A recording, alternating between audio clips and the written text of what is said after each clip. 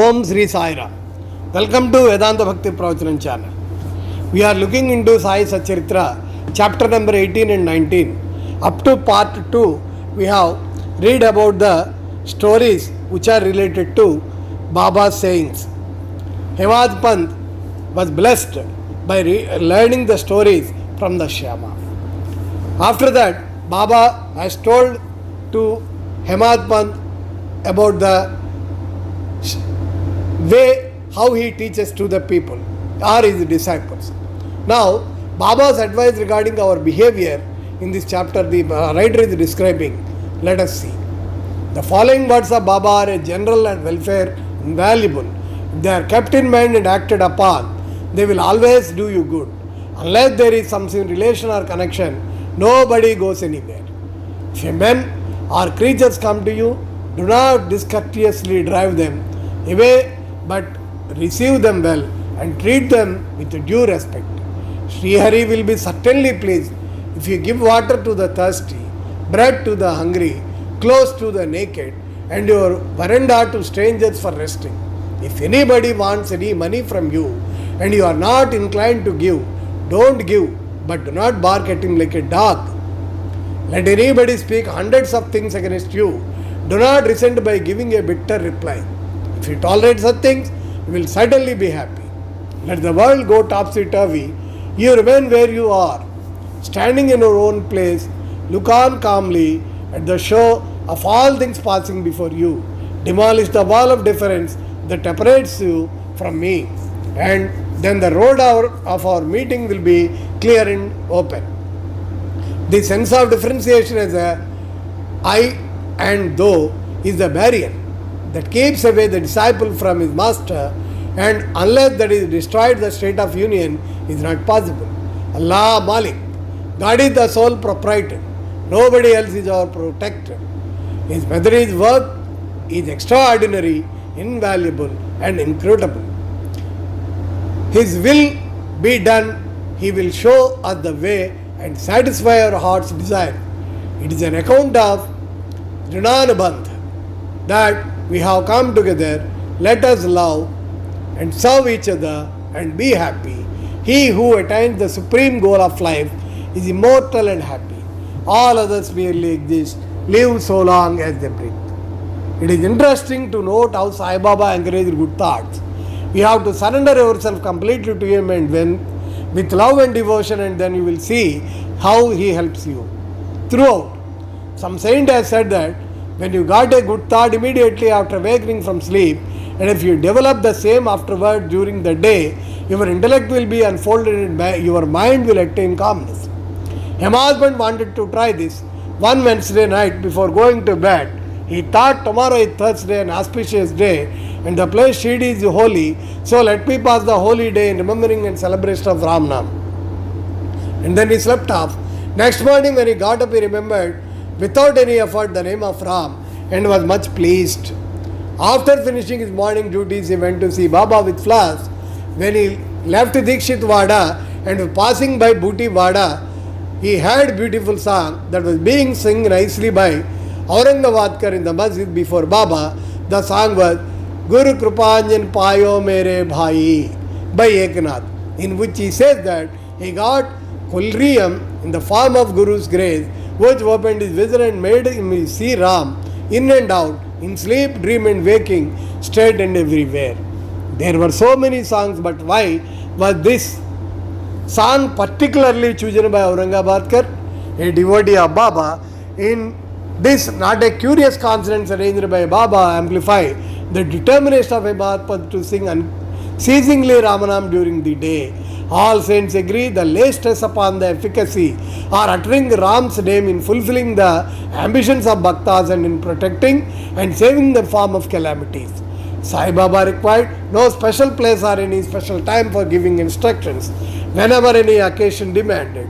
He gave them freely. Once it is so happened that Bhakta of Baba reviled someone behind his back before other people, or leaving aside merits, he dwelled on the faults of his brother and spoke so sarcastically that the hearers were disgusted. Generally, we see that people have a tendency to scandalize others unnecessarily and the brings of ill feelings. Saints see scandal in the other light. They say that there are various ways to cleansing or removing dirt by means of water and soap, etc. But a scandal monger has got a way of his own. He removed the dirt of there by his tongue. So in the way he obliges the person whom he reviles, and for his ease be thanked. Sai Baba had his own method of correcting the scandal monger. He knew by his omniscience what Baba's slander had done, and when he met him to moon near the Lendi, Baba pointed out to him a pig that was eating filth near the fence and said to him, "Behold, how with the relish is gulping filth. Your conduct is similar. You go on reviling your brethren to your heart's content. After performing many deeds of merit, you are born as a human. And if you act like this, how can Shirdi help you in any way?" Needless to say that Baba Bhakta took the lesson to his heart and went away. In this way, Baba went on giving instructions whenever necessary. If these are born in our mind and acted upon, the spiritual goal is not far off.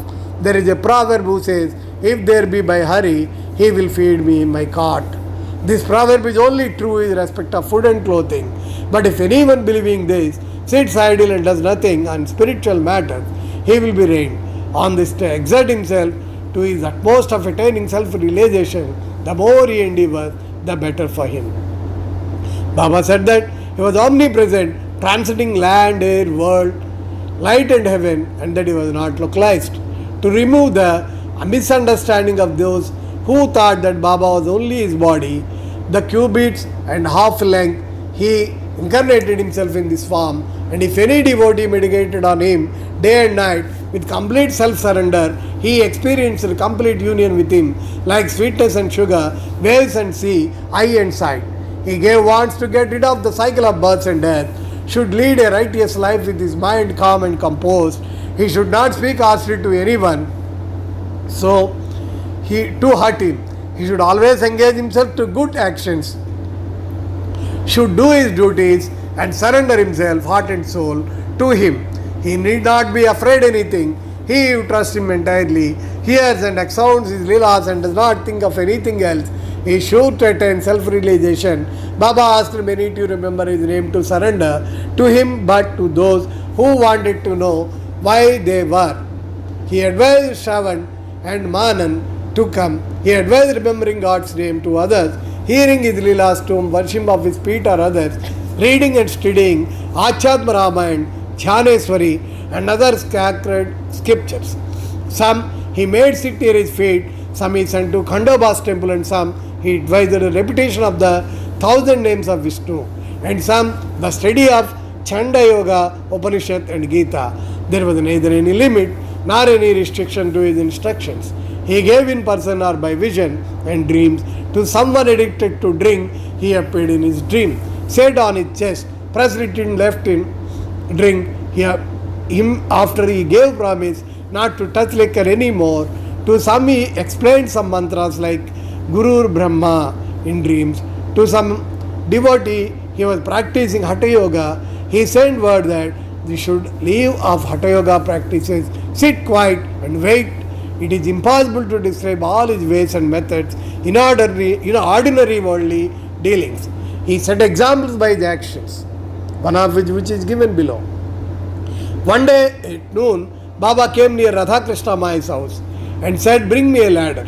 Some men bought it and sit against the wall of house as directed by Baba. He climbed up on the roof of Vaman Gondkar house, passed over the roof of Radhakrishna Mai's house, and then got down at the other corner. With the object of Baba, had none could know. Radhakrishna Mai was at that time shivering with malaria. It may be to drive off it with fever that he may give gone up there. Immediately after getting down, Baba paid 2 rupees to the persons who brought the ladder. Somebody asked Baba why he paid so much for this. He replied that nobody should take the labor of others in vain. The worker should be paid his dues promptly and liberally. If the principle taught by Baba be followed, if the remuneration for labors be paid promptly and satisfactorily, the laborers will turn out better and both the laborers and their employers will be profited. So, let us see the good things taught by Baba to his disciples, how he moved the disciples' heart towards eternal peace and towards the bliss. Bow to Sri Sai. Peace be to all. Thank you.